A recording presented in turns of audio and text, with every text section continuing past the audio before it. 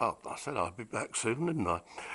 This is the Philips N4414. Now, this must be what replaced the 4404, I guess, as it has the same controls, really. There's just the one recording level control, tone control there, and two volumes. Built-in speakers again either side. But there, really, the similarities end with the earlier equipment. Tape counter is probably the same mechanism, but this has what they called in later years the magno control system. There are three motors in here, one for each spool, and then the third does the driving capstan in here. And abandoning the old mechanical gear shift system to get you your different speeds used on these machines, they use an electronic speed selector on this, which makes it more reliable. This one says Hi-Fi International on it.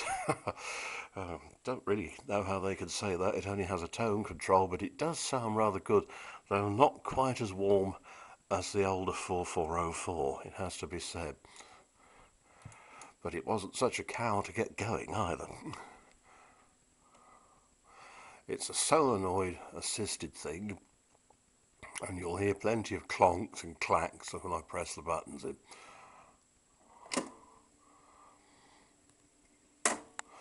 Have to keep the play press because this is fitted with automatic stop.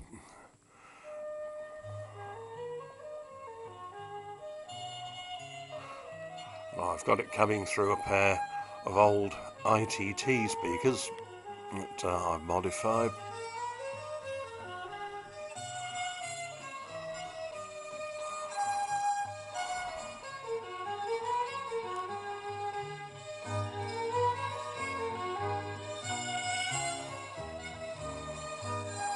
Oh, that's better.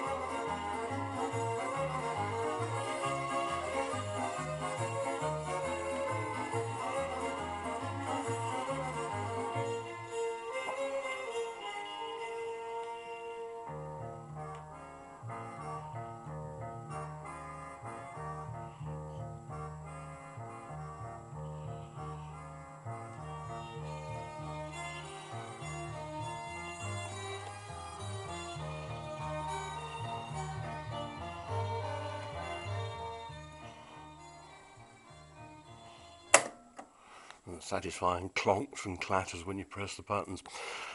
This one is aimed squarely at the European market, I would have said, as it's only got the speed in centimetres a second.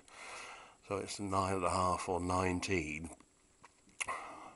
which equates to 3 3/4 and 7.5. And you've got the ability, if you want to use it as a 4-track machine or as a stereo. And of course in stereo it plays both tracks at once, sort of in parallel, if you will. You could do this with some of the earlier machines as well, even monophonic ones, if you wanted the full effect, but of course without the stereo sound, if you get what I mean. You wouldn't just hear the left channel or the right channel, you'd hear the two, but only in mono.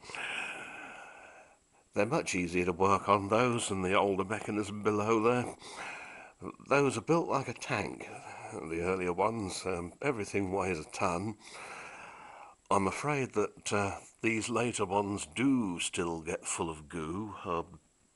They must have had a special franchise, the factory in Austria, among others, for gooey belts. that turns tar. Oh, well, it's handy for waterproofing the shed. Well, hope you like this strange thing. This was given to me not long ago by Adam, who comes over here quite a bit, and in return for building him a hi-fi cabinet, I think it was. So, yeah, very well received.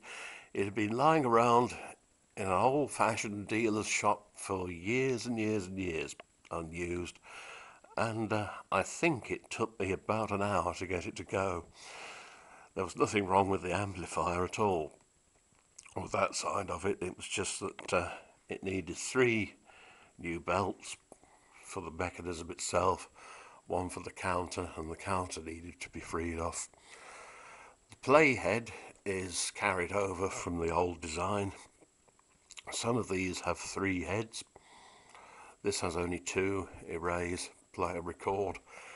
But yeah, well worth the saving. Anyway, that kettle is whistling, so I will see you soon.